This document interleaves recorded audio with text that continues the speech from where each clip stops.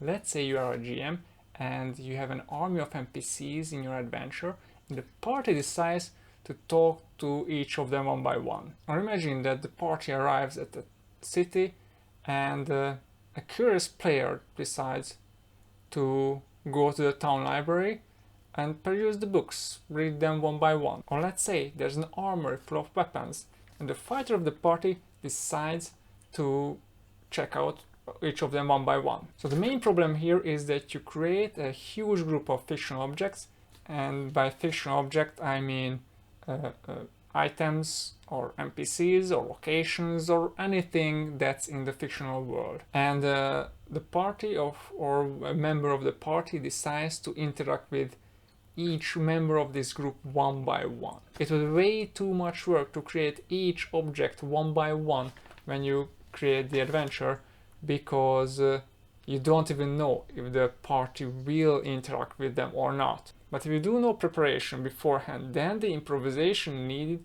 will put a lot of workload on you, and one of my highest priorities is to lessen the workload at the gaming table. Imagine if there was a trick that could solve this problem. Now, this trick not only solves this problem, but it will add a tool that will make it possible for you to create entire adventures around such a group of objects. For example, you could create an adventure set in the royal court, full of political intrigue, with more than 100 NPCs. Or you could trap the party in an arcane library where they would have to read all the books to find a solution how to escape it. Or you could create a multi-level dungeon where each location would have a unique flair and make sense realistically in the area. This trick is from my GM's guide titled Algi's Functions Write Amazing Adventures that you can get at Drive-Thru RPG. The first step is to come up with what kind of objects we want to create. They will be all of the same type. For example, they could be NPCs of the same occupation, or items of the same purpose, or locations of the same area, or any kind of fictional objects that can be grouped based on their type. In one of our examples, there was an attempt on the life of a princess, and the objective of the party is to find the assassin in the palace somehow. The princess only trusts women as her guards, so we are going to create a large group of warrior women who would give their life to save the princess. In the other example, the party arrives at an abandoned space station that has no life on it anymore, but it's populated by robots which still follow their last orders. The second step is to find some common attributes that all these objects have. The minimum is to find 2 attributes, but if you can find 3 attributes, that will be a huge group, and 4 attributes will create enough objects that will last you an entire epic adventure. These attributes should be the next most important characteristics of these objects after the type that we just came up with. In the case of the princess's bodyguards, the 2 most important attributes are their experience and their personality type. In case of the robots, we will choose as their attributes their chore and their consciousness level. Let's call it intelligence. The third step is to come up with all the values these attributes can take. These will be either words or short entries in your notes that will help you generate content on the fly.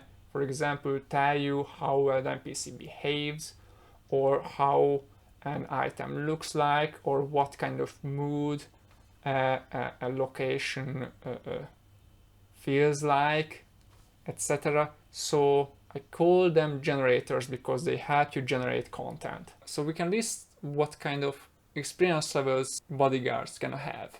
I have new recruit who's completely new to the palace and doesn't even know where each room is. There's fresh on the job who already knows the layout of the palace but has almost no experience on the job. There are seasoned guards, there are elite guards, and there are veterans. And let's see what kind of chores can the robots have on the space station. Cleaning, repair, refuel, courier, protocol, combat. I call these objective generators because they are well defined. Anyone can look at these words and know exactly what they mean. The drawback of objective generators is that you need to think about how they behave in the fictional universe, how they interact with other objects or the party, what kind of consequences they have. The benefit of objective generators is that they are restrictive, which means that there are some contents that will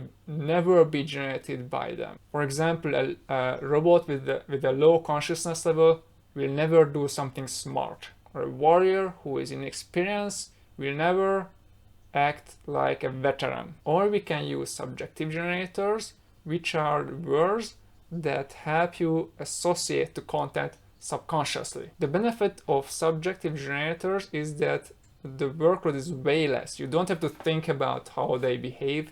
You just think about it, and the first thing that comes to your mind happens. The drawback of subjective generators is that they can create anything.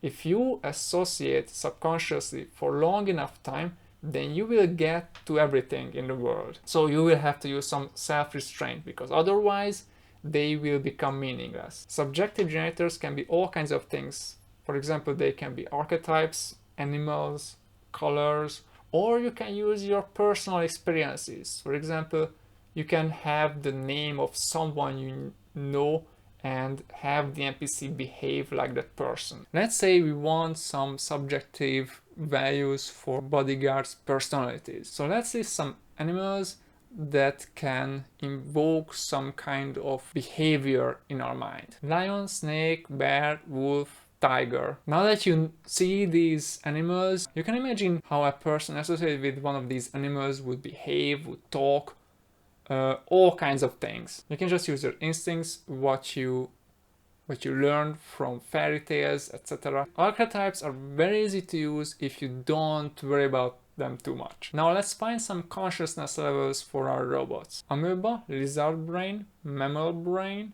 childlike, adult-like, and genius. The amoebas are just mechanically repeating the last action they were supposed to do. Lizard brains are capable of self-preservation, like getting out of your way, recharging themselves, etc. Mammal brains can be as smart as a dog or a cat. Childlike robots are capable of some low-level communication. The party could get into longer conversations with the adult-likes, and the geniuses are singularity level AI. The next step is to organize these values into a matrix, a table, an array, however you call it. If you have two attributes, then it will be a table. The rows will be the values of one attribute, the columns will be the values of the other attribute.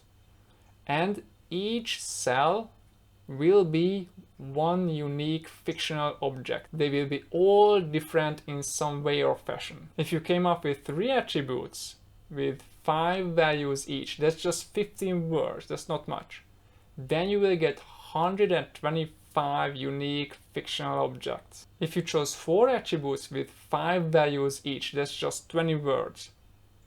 Then you will get 625 unique fictional objects. This trick is one of 18 tools from my GM's guide, Algi's Functions Write Amazing Adventures, that you can get at Drive-Thru-RPG. Algi's Functions Write Amazing Adventures has an intro that explains the theoretical basics and a new notation system that will help you keep your notes concise, short, and useful. There are 18 chapters with one practical tool each that you can use when GMing, from the basic building blocks of an adventure to campaign writing. There are examples for 3 popular rule systems, and there's also a sample adventure to show how the entire thing works. So search Algi's Functions Write Amazing Adventures at Drive-Thru-RPG, or go to algi.hu/functions, algi.hu/functions.